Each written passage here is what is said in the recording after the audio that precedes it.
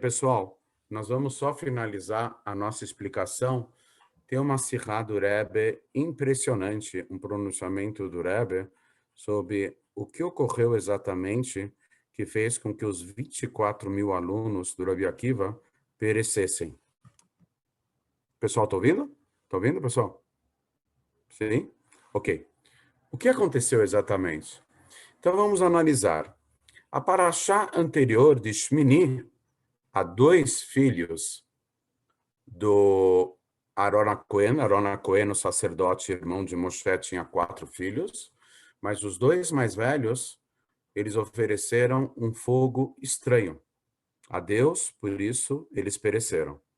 Há várias explicações sobre esse fogo estranho, mas vem a Hassidut, a filosofia hassídica, baseada na mística, na Kabbalah, e nos explica que existe um movimento em toda a criação de Ratzó Veshov. O que significa isso em hebraico?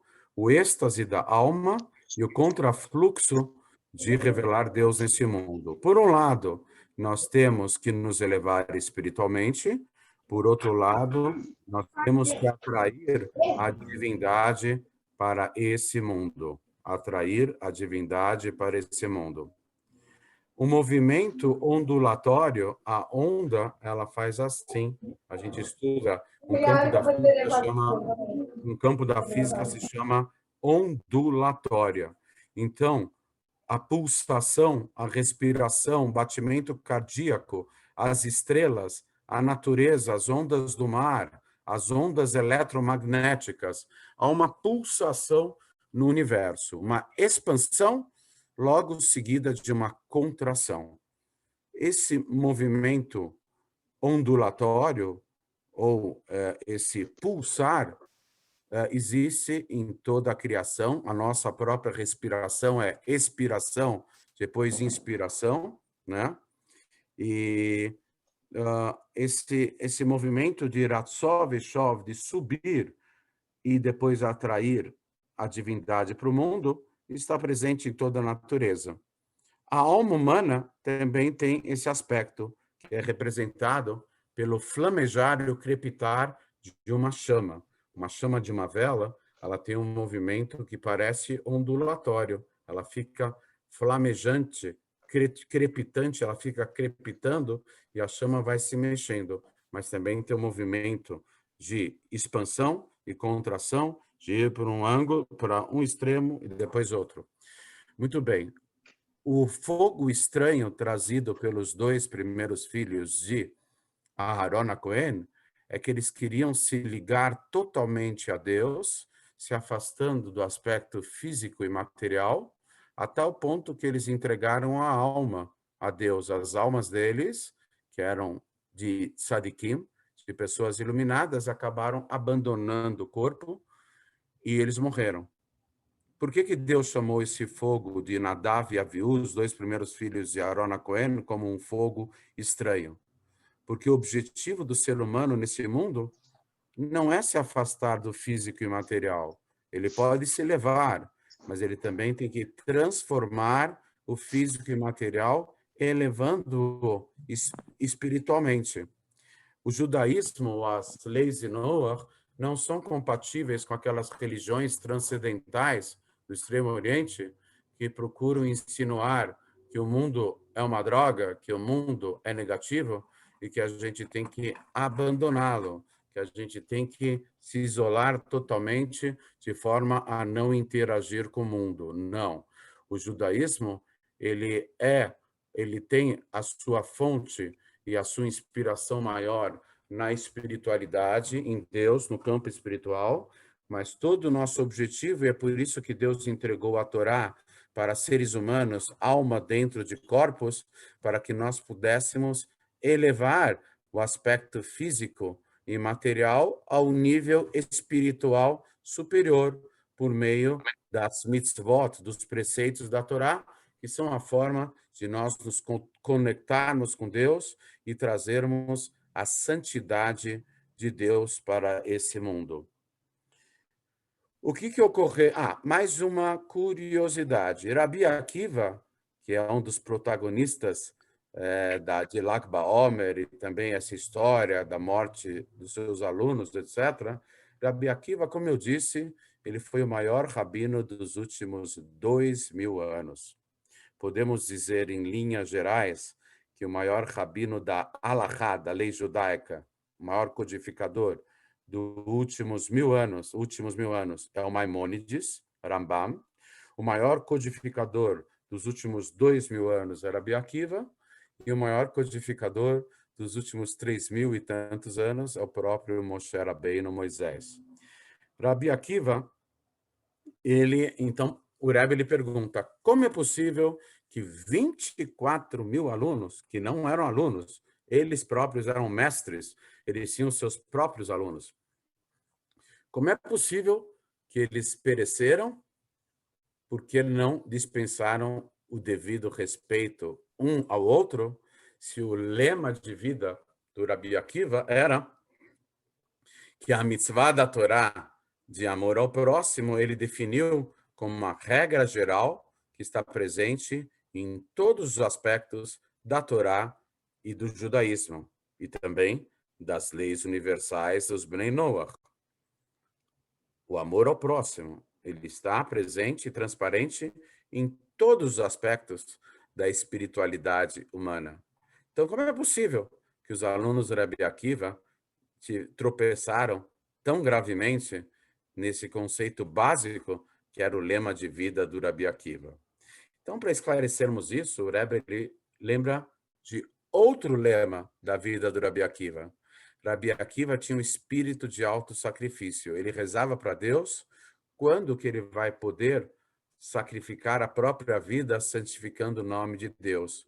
Ele rezava para Deus, Hashem, quando virá a ocasião que eu vou poder ir até as últimas consequências, entregando a minha própria vida para santificar o seu nome. E realmente ele pediu tanto que Deus resolveu atender o pedido dele. Rabi Akiva, na flor da idade, ele tinha 120 anos, ele viveu bastante porque ele não bebia, não fumava, não jogava e comia sucrilhos Kellogg's. Estou brincando. Então, Rabi Akiva viveu até 120 anos. Mas com 120 anos ele foi martirizado pelos romanos. Os romanos puseram ele numa fogueira, pegaram pentes de ferro, cravaram nas costas dele e rasgaram as costas dele totalmente. 10 grandes tzadikim foram totalmente martirizados pelos romanos. E o Rabi Akiva, quando ele falou a frase máxima, Shema Israel, Adonai Eloheinu, Adonai Echad, ouve Israel, o Eterno é nosso Deus, o Eterno é um.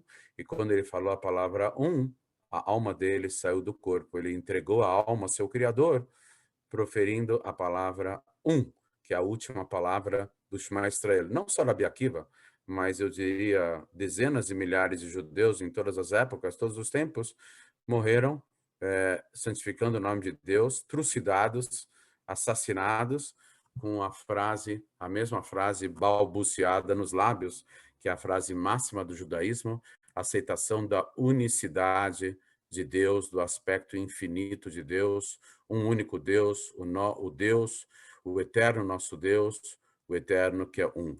Muito bem. Então, Rabi Akiva, ele tinha esse espírito de auto-sacrifício. Ele transmitiu para os seus alunos. Agora eu vou dar uma explicaçãozinha para vocês, para entender como é possível. Tem um detalhe. Rabi Akiva, ele dava aula para esses 24.000 alunos. Esses 24.000 alunos conseguiram a façanha de cada um entender diferentemente as mesmas aulas do Rabi Akiva. Então, nós vamos dar um pequeno exemplo, uma parábola, para vocês entenderem como é possível que o mestre dá a mesma aula e cada um entende de uma forma diferente. Qual é o exemplo? Suponhamos que um grande arquiteto de fama e renome internacional veio dar uma sumidade da arquitetura mundial, veio dar uma palestra aqui, a portas fechadas, no Brasil, numa saleta, uma sala de conferência, num hotel aqui, de alguma cidade grande do Brasil. Ele deu a aula dele, a portas fechadas. Pessoas exclusivas poderiam participar da conferência desse arquiteto de fama internacional. E, quando ele acabou a palestra, os jornalistas entraram na sala e perguntaram para aqueles que assistiram à conferência o que o grande mestre falou. O grande mestre, arquiteto, ele usou uma frase para dar a aula. Ele falou o seguinte: a casa é grande, bonita e amarela. Essa foi a frase usada pelo arquiteto. A casa é grande, bonita e amarela. Jornalistas perguntaram para alguns alunos: o que falou o mestre? Esses alunos falaram: ele falou de casa, que as novas tendências da arquitetura moderna é que dentro de empresas, escritórios, estúdios, espaços urbanísticos e arquitetônicos, tem que haver o conceito de casa, de moradia, associado à fábrica, ao escritório, ao laboratório, à oficina, ao centro de produção. Tem que haver uma moradia, uma casa associada. Então, que as linhas arquitetônicas da nova tendência mundial vão enfatizar o conceito casa. Então, um grupo de alunos entenderam da frase a casa é grande, bonita e amarela, que o principal conceito do mestre era casa. Perguntaram para um segundo grupo de alunos que participaram do congresso. Eles disseram o seguinte: olha, o que o mestre falou é que a tendência da nova arquitetura no mundo inteiro serão dimensões, grandeza. Ele falou em grande. Então, as linhas de vanguarda da arquitetura vão envolver dimensões diferentes e projetos enormes, ou mesmo projetos pequenos, mas que vão se destacar pela dimensão do projeto, dimensão física, pelo aspecto da grandeza, do tamanho do projeto arquitetônico. Aí perguntaram para o terceiro grupo de alunos. O terceiro grupo de alunos falaram: não, o principal aspecto que o mestre falou é de estética. O que vai revolucionar a nova arquitetura mundial vai ser a beleza das linhas sinuosas. Estética é beleza, porque ele falou bonita.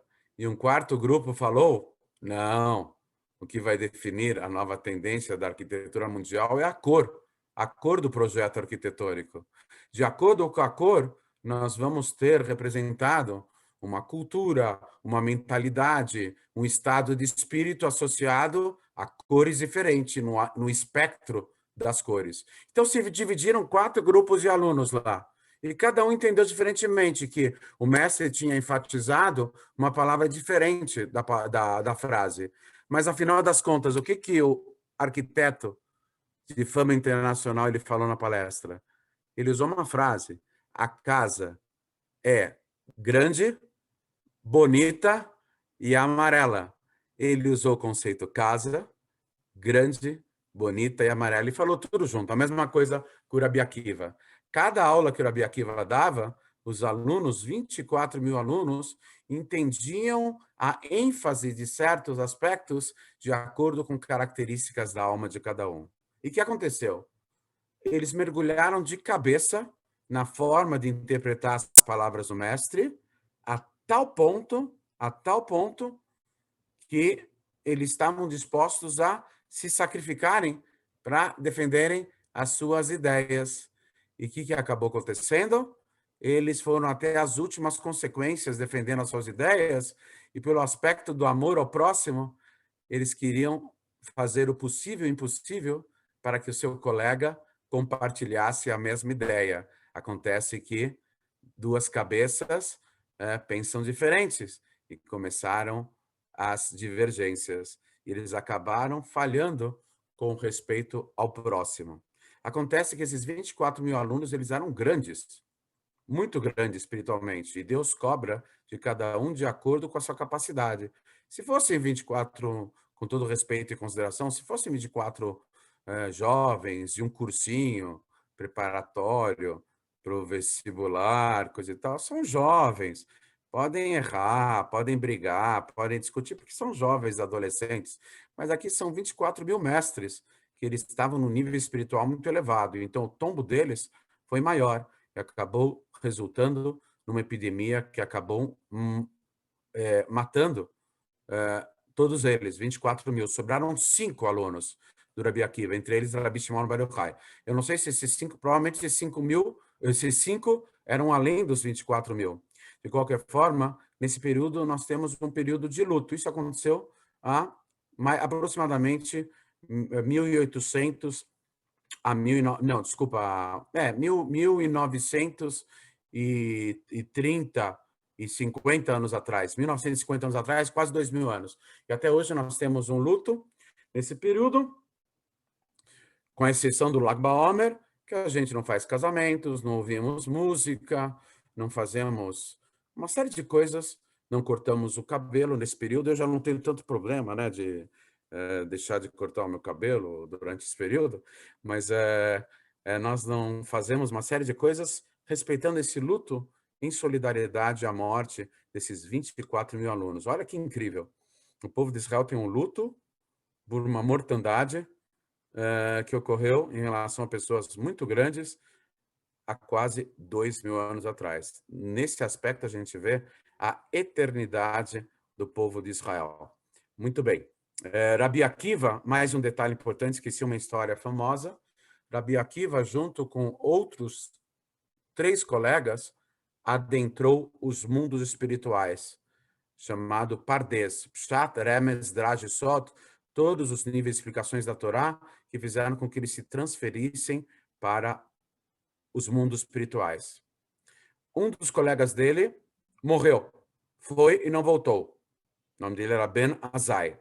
O segundo, Ben Zomá, ele enlouqueceu. E o terceiro, Lishá Ben Abuya, chutou o pau da barraca, virou um renegado. E o único que entrou em paz e saiu em paz dos mundos espirituais foi Rabi Akiva, porque ele tinha esse equilíbrio entre Rashó e Shov, o êxtase da alma e o contrafluxo de voltar à espiritualidade para o mundo físico e material, na ideia de elevar o mundo a um nível superior. Então, Rabi Akiva sabia perfeitamente controlar esse assunto de Ratzah, Ratzov e Shov.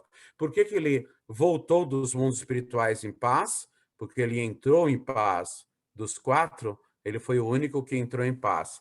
Já que ele entrou em paz, então ele pôde voltar dessa viagem espiritual dos mundos espirituais, com transferências e parte da alma, em paz também. Esse era o famoso Rabi Akiva, uma das almas mais espetaculares que surgiram em toda a civilização humana.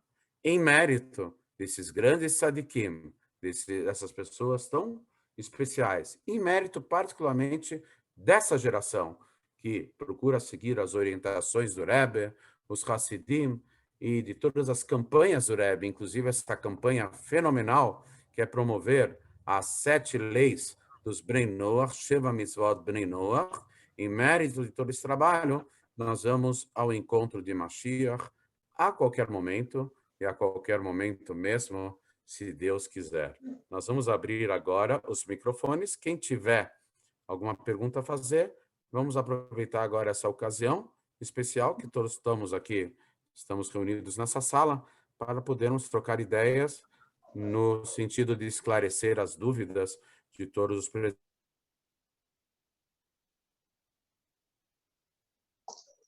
Oi, é o Gabriel.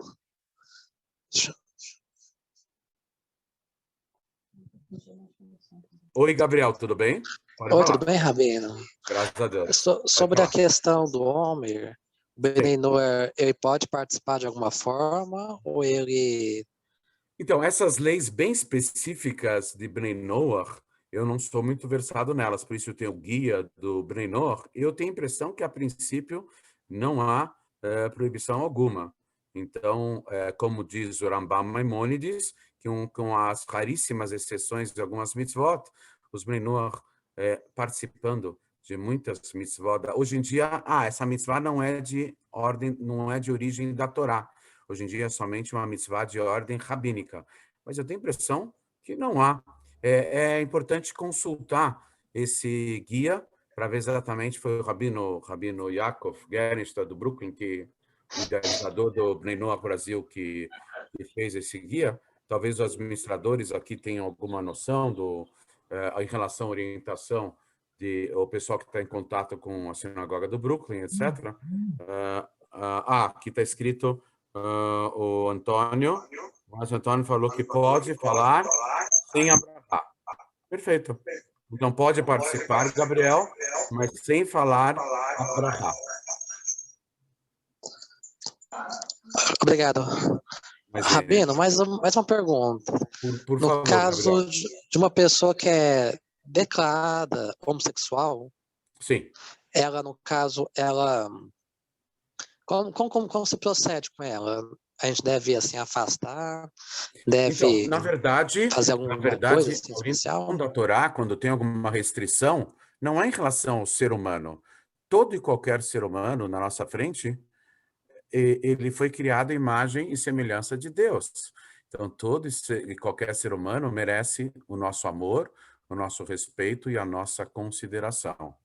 A Torá, ela não tem reservas em relação ao homossexual. Vou dar um dado curioso aqui.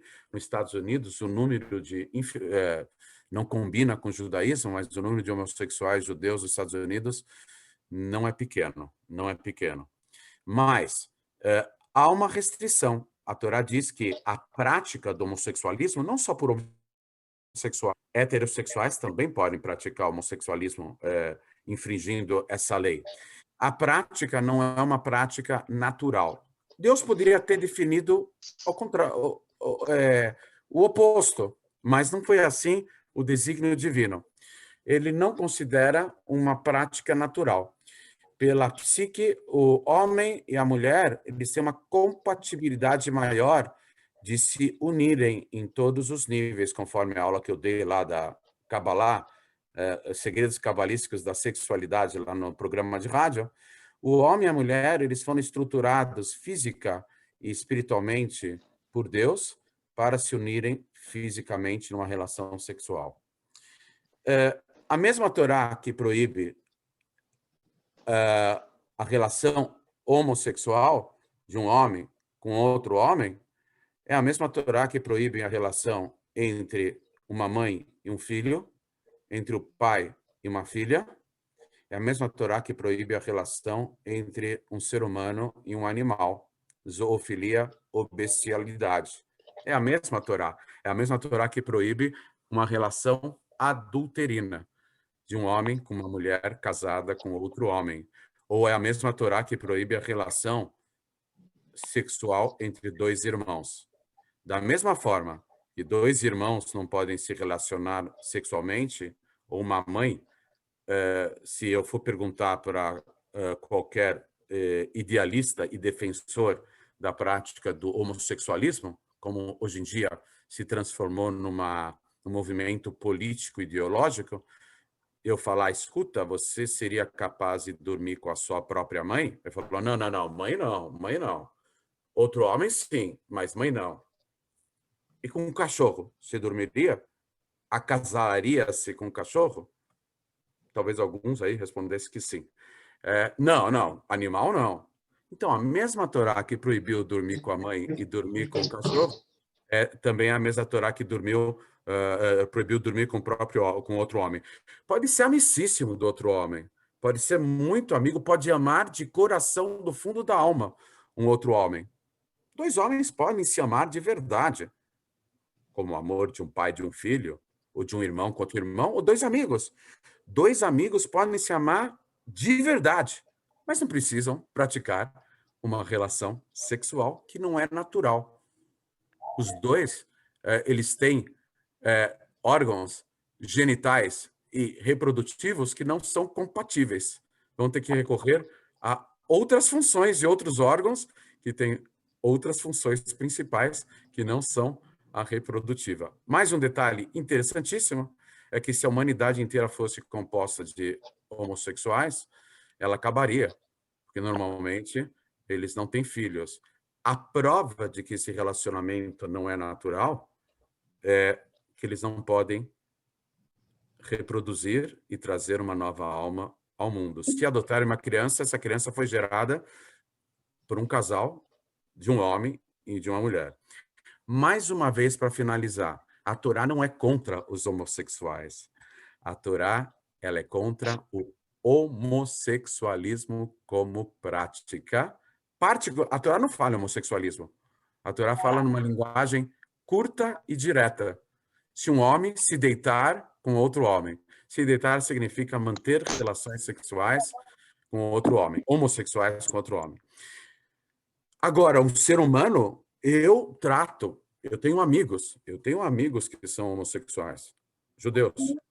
Tenho amigos do peito, amigos meus, que eu gosto muito deles. Eu gosto muito deles, são amigões meus. Eles são homossexuais. Eu falo, olha, como se fala, divergências à parte, eu gosto de você pelo que você essencialmente, não pelo que você faz, pelo que você é. Eu tenho amigos que são homossexuais, mas a Torá é contra a prática do homossexualismo. Agora, qualquer pessoa que tiver na nossa frente, seja de um jeito, seja do outro jeito, possa ter uma vida totalmente diferente de mim. Para mim, por exemplo, o que mais me escandaliza não é a opção sexual de uma pessoa.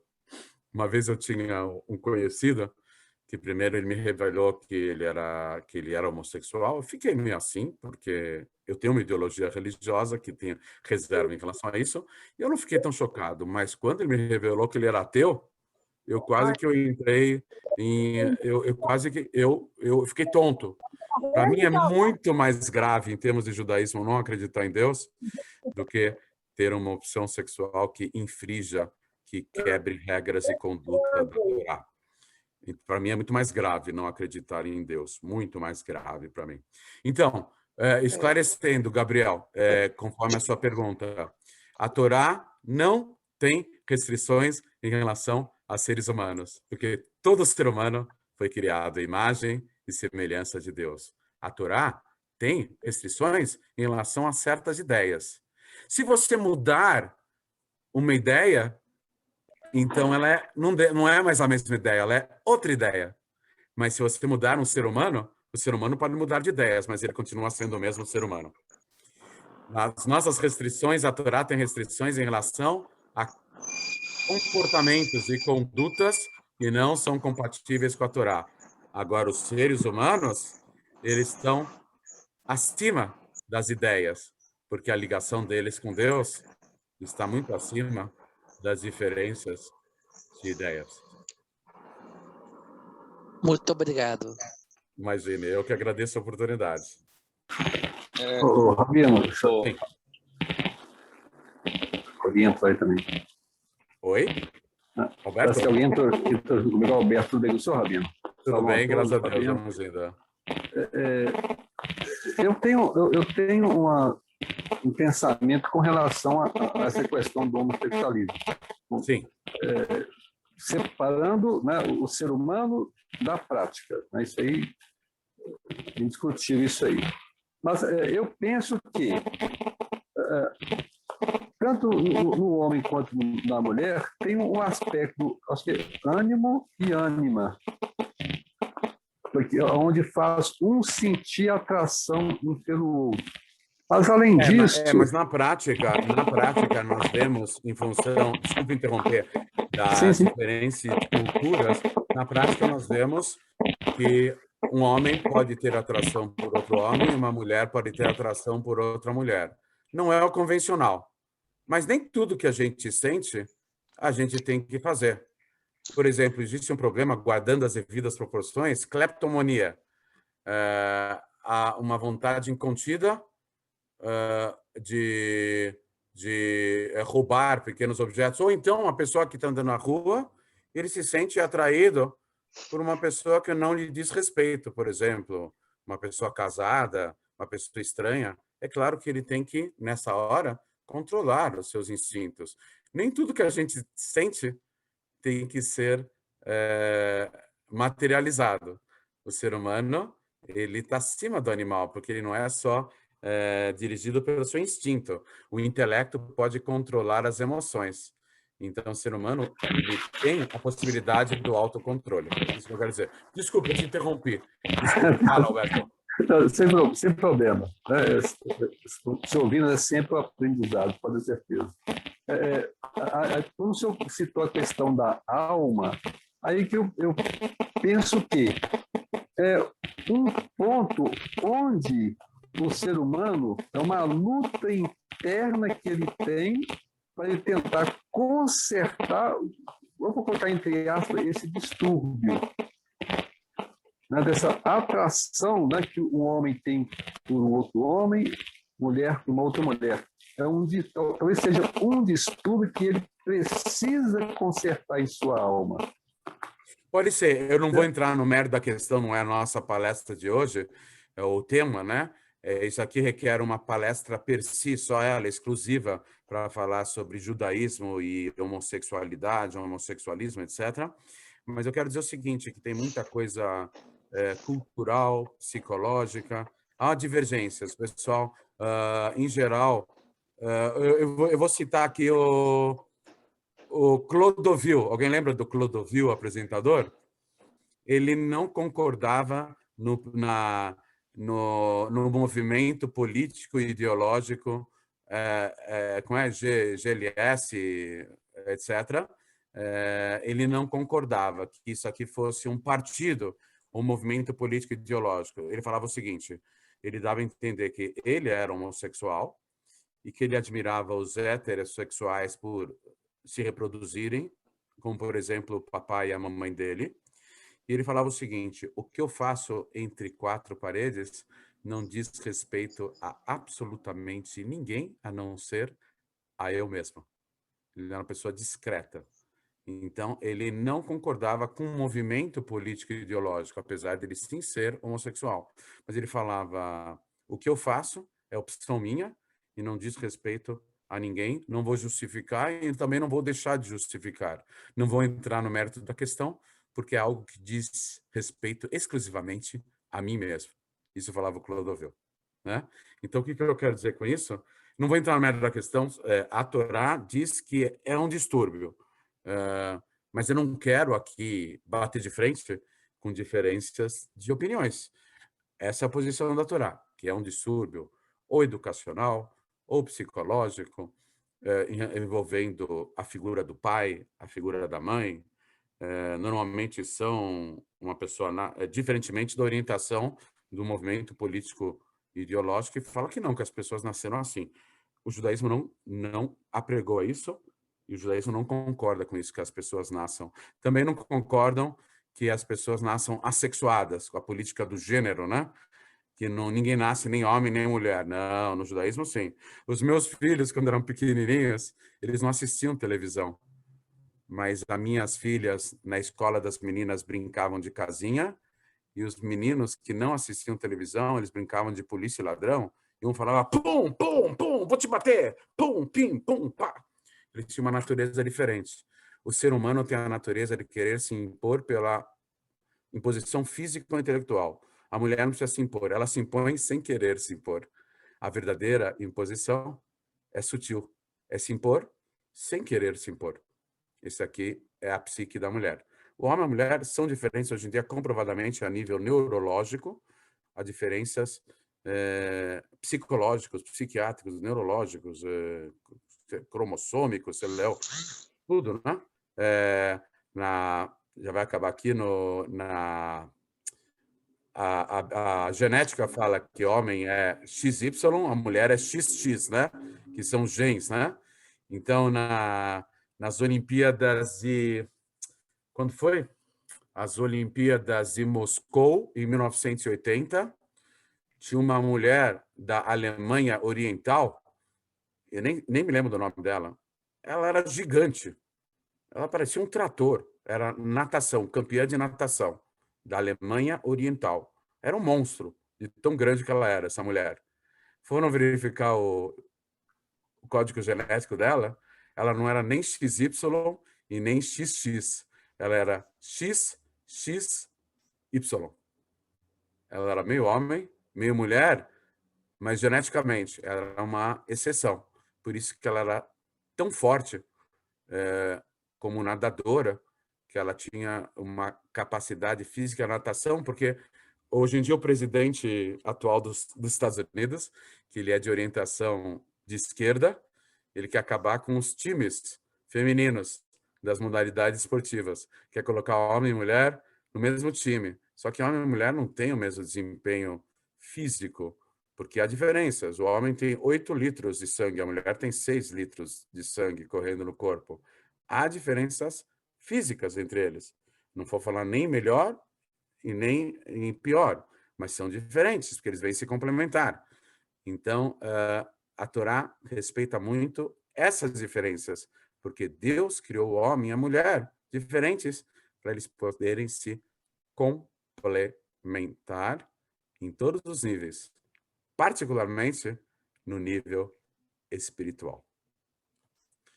Muito bem, pessoal, nós estamos com menos de 1 minuto. Eu quero agradecer a participação de todos e eu desejo para vocês uma boa noite e que possamos ser instrumentos da luz de Deus, captarmos a luz de Deus em nossas vidas ao encontro de Mashiach. Amém. Muito obrigado. Amém. Uma boa noite. Amém. Shalom, Rabino. Obrigado. Tchau, tchau. Boa noite. Vamos achar, Rabino.